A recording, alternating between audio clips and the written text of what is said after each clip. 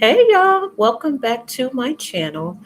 Today we're going to do a viewer online discussion.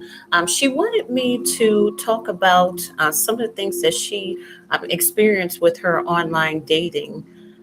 Yeah, so that's what this is going to be about. So I just want to start by saying I don't personally online date, um, especially with everything that I'm hearing and seeing. It's too many crazy people out here. Okay, I mean, it's bad enough trying to date people face to face, yet alone online. Where they can put up avatars and do all kind of filters and lie about everything. So this is what I was gonna do. I'm gonna just start off by saying this, okay? The main thing that you want to do, to me, before you do any kind of big venture or a small venture, is definitely pray. You want to pray, get some kind of clarity, know what you're looking for, first of all, okay? So I wrote a few things down that she said and just a few things that I would, recommend as well. But the number one thing is definitely pray on it, just depends on what it is that you're looking for.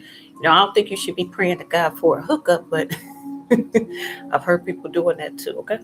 Don't much surprise me anymore. So yeah, you want to have a game plan. Um, First of all, you want to get to know what it is that men like. If you're a woman, you want to get to know what men like. If you're a man, you want to know what women like, things like that. What do you expect would be the next thing, okay? Or if you're same sex or whatever, you still got to know what the opposite sex like, or even with the same sex, whatever your situation is, okay? That's very important. The second thing I would say is a lot of us don't really know what we're looking for. Okay. And the more I spoke to her, we identified that she was kind of like in between where she didn't want to get married. She had been married before, so she definitely is dead set against that. But she just didn't want to be a friends with benefits either. So it's like, okay, well, that's not leaving you with too many options in the middle, you know? So you're going to have to come up with what it is that you're looking for in a mate. Are you looking for somebody to just kick it with, somebody to spend time with, or you're looking for a sexual relationship, non sexual, friends with benefits? Are you looking to commit but not get married? Like, you got to have a little bit more definition before you get out here, in this dating world. Next thing I would say is know what your standards and your boundaries are, okay? A lot of us don't. And what I mean by that is, okay, so your standards are like your non negotiables, okay? Your standards are whatever it is for you, this is something that you must have, okay? Your preference is something like, okay, this person must be this height or this race or something like that or whatever. That's more of like your preferences. So yeah, you gotta know the difference between your non-negotiables. This person must have a legal job. This person must have this and that. This person must, gotta be attractive. Like that's up there. People want to act like that's not important, or oh, that's shallow. No, because the attraction is going to keep you, with that person. Of course, it's going to keep you wanting this person, and it's going to keep that person wanting you. I mean, that's not the end all be all, but that really is the beginning. Nobody is going to go to a restaurant when they serve you something on a plate that looks like crap. You're not going to want to partake of that. So you definitely want to make sure that you're attractive as well as attracted to the person that you're looking to be with. And then from there, that's when you get to know them, what they like in their life, what you like, so forth and so on. Are you guys compatible? So yeah, definitely have your standards and your boundaries. And then next thing, I kind of covered that already, is be attractive and be attracted. Even if you're not where you want to be, everybody has something that they need to work on, okay? So even if you're not where you want to be in life as far as your looks, at least you're making some kind of effort towards that. But yeah, I mean, you'll get to see what men like. You'll get to see what females like as far as attractiveness. And then, from there, you'll build from there. So these are just a few things that I think that most people should work on actually before they get into the dating game, because it really is a game. It's kind of like a numbers game. Also, it's just you want to have the most opportunities, okay?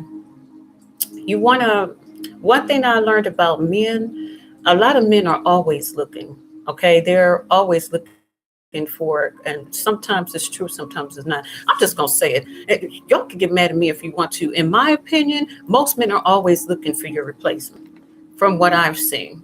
Okay. That's why you have so many men that are online that are married and still looking to fool around on the side. Okay. And plus, I mean, men don't feel the same way about sex that women do. I'll say most, because I know that all police is out there.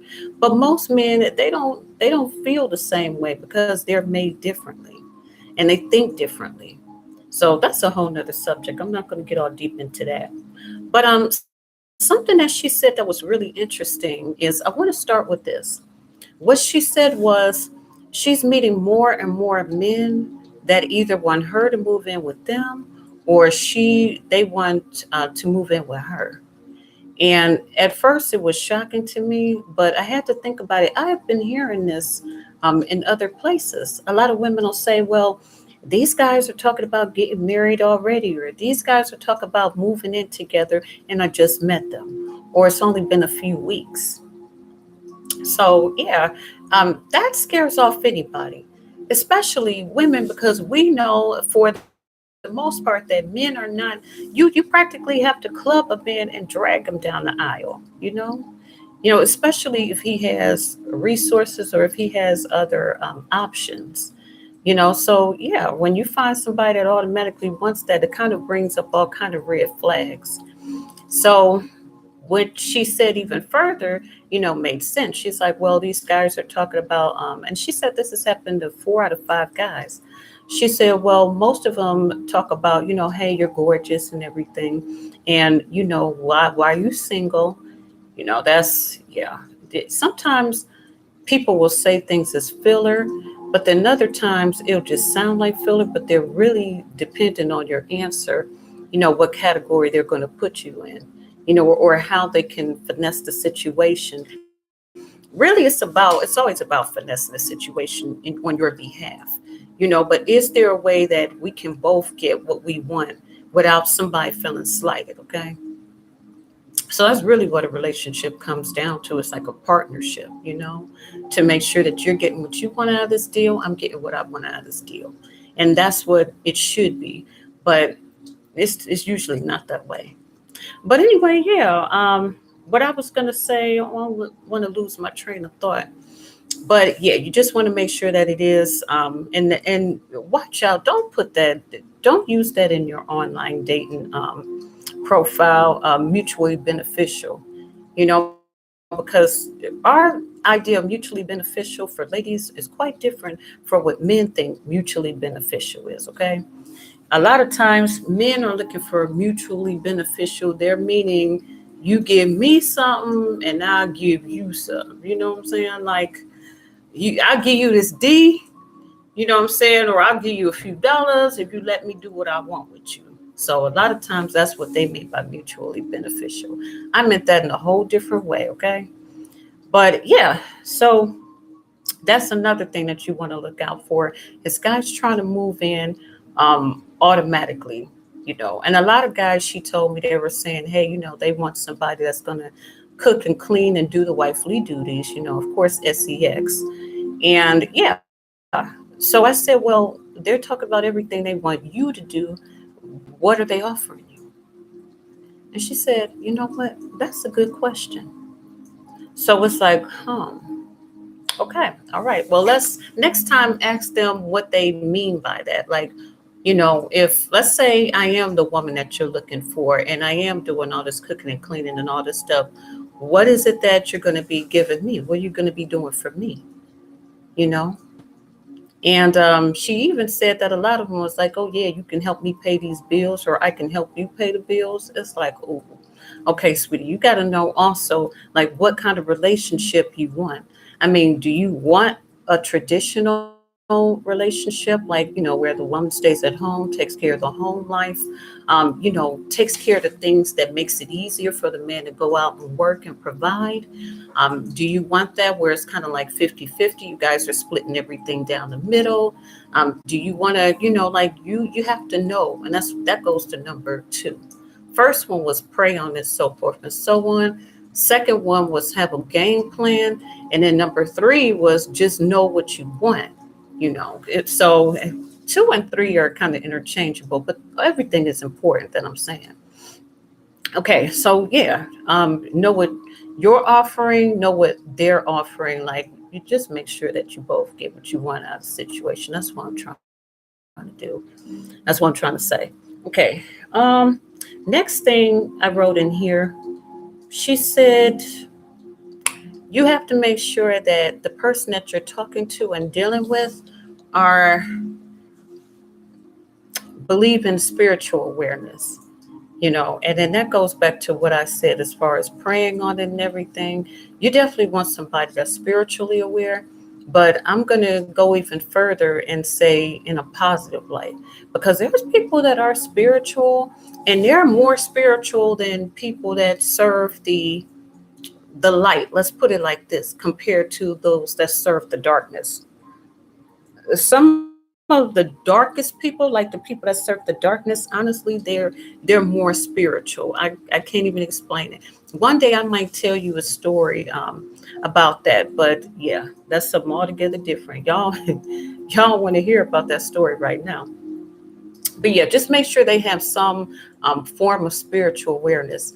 I would even go to say, because the spiritual awareness, if they have spiritual awareness and they're working within some of those guidelines, then that's going to lead down, trickle down to everything else, like about respect, how they treat you, how they carry themselves, even, how they deal with sexual situations and things of that nature, if they're honest and they're really trying to follow this the right way, or however. So there's a difference between spirituality and religion. And I made that distinction in one of my other videos. So yeah, I can't remember which video that is, but y'all can go watch it. I'm sure I put it up there somewhere. Okay.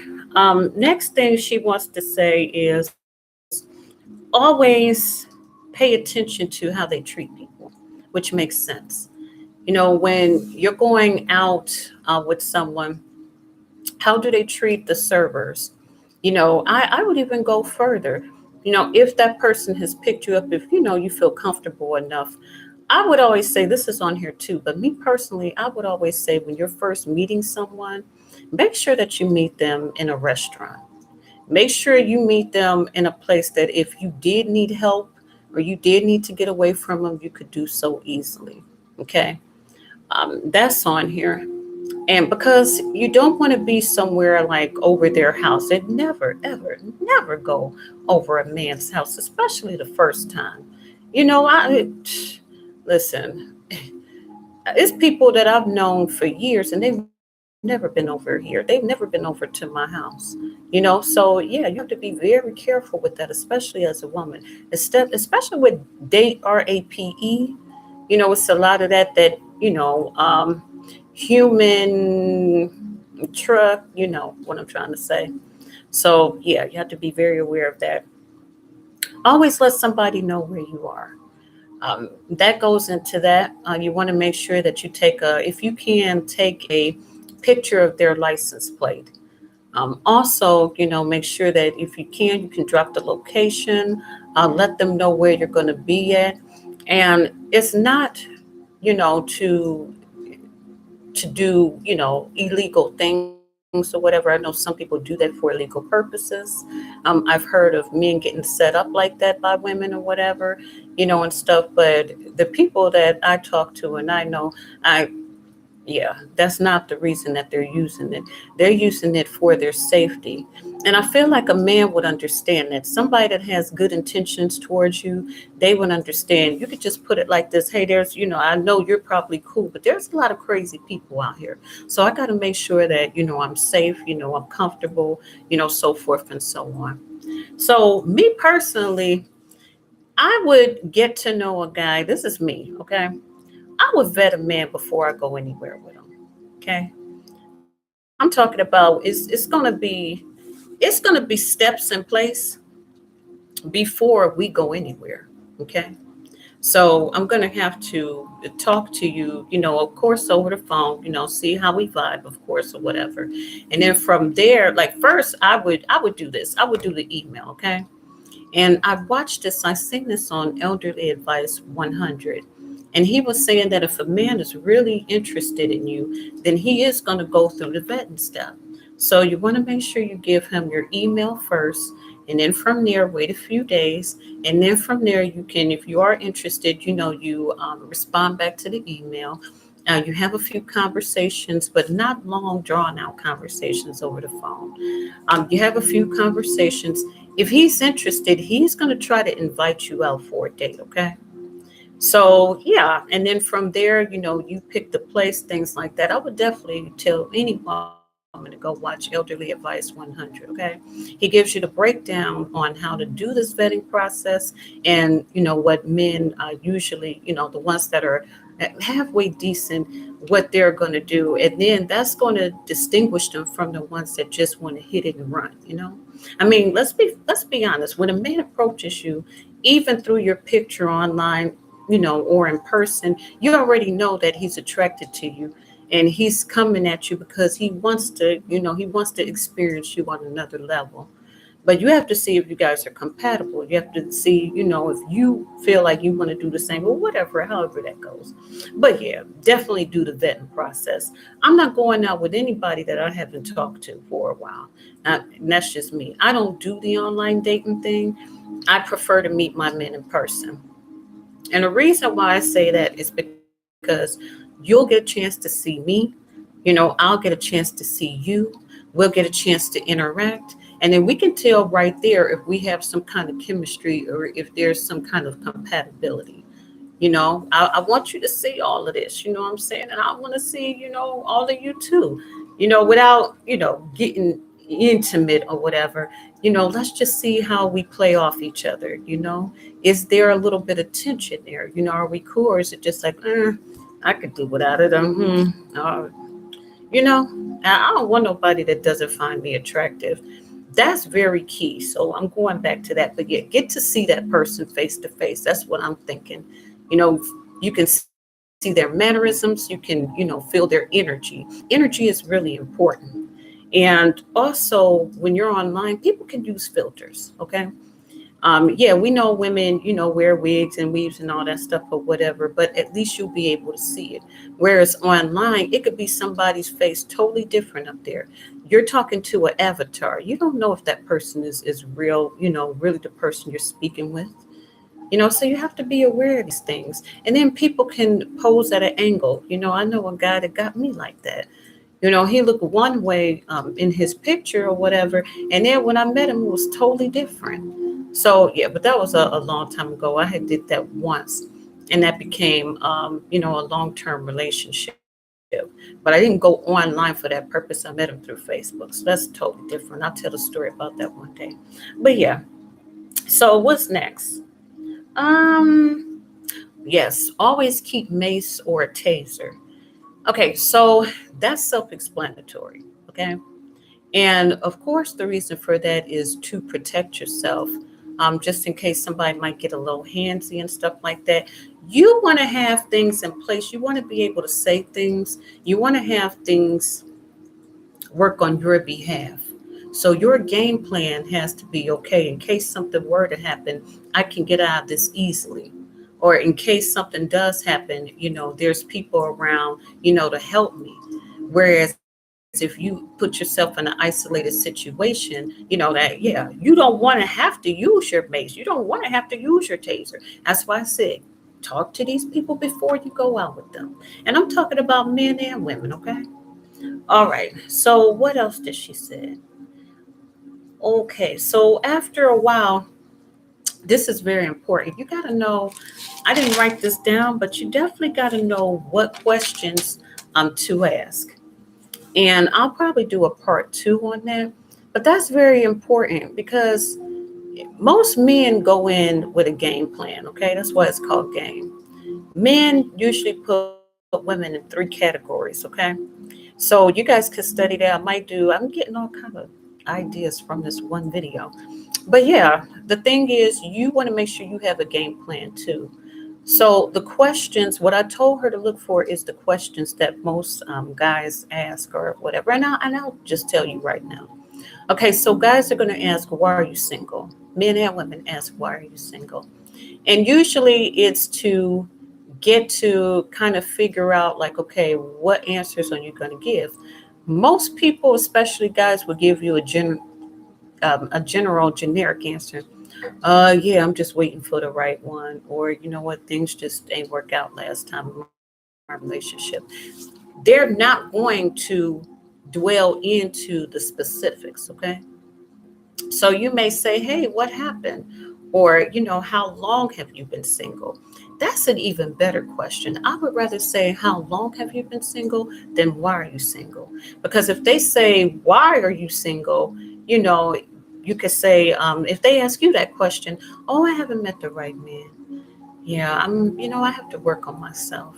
Some of them will follow up with what is the right man, or, what kind of work do you need to do on yourself, or whatever, and then you can go from there.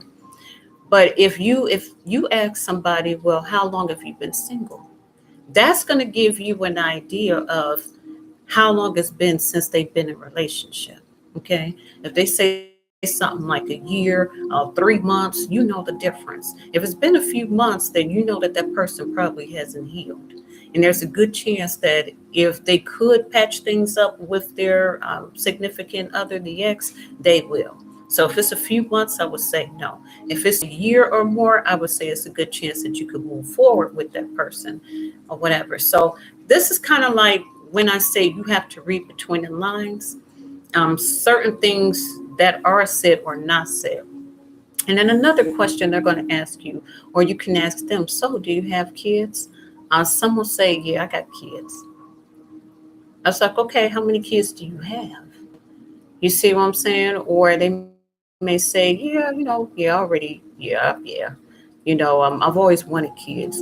You can tell, you have to learn, sometimes you have to read between the signs. You have to read between the lines.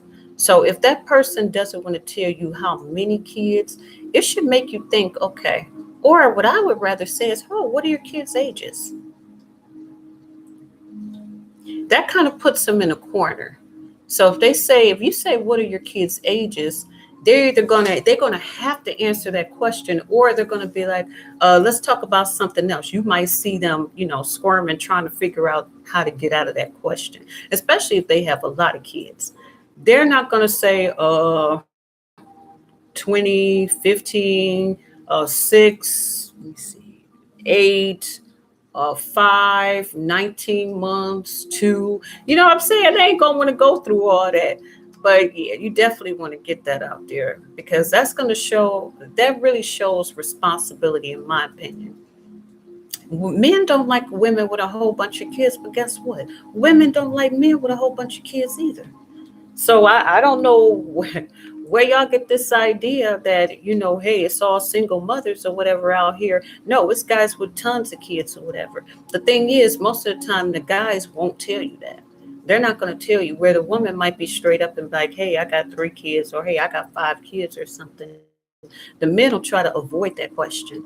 And then sometimes they'll just flat out lie. People flat out lie too. So you're going to have to, like, pay attention to their body language. Are they still relaxed? Are they fidgeting? Are they, doing this? Are they like licking off or whatever, trying to come up with a quick lie? Are they feeling uncomfortable? Yeah, you have to. That's why I said there's a difference between talking to somebody in person and talking to somebody online. Next, what else should you guys look for? Let's see. Oh, that's a good one. Okay, so you can ask, okay, how was your childhood? They can give you a general answer. Oh, it was cool. I got allergies, so you'll see me, like, kind of doing that with my nose or whatever. But yeah, you could just be like, okay, so how was your childhood? Me personally, I know that a lot of things stem from childhood.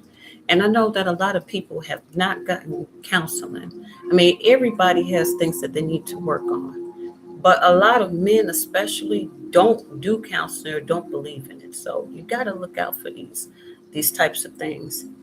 She told me to say, make sure you know how he treats his mother. What was the relationship like with their mother?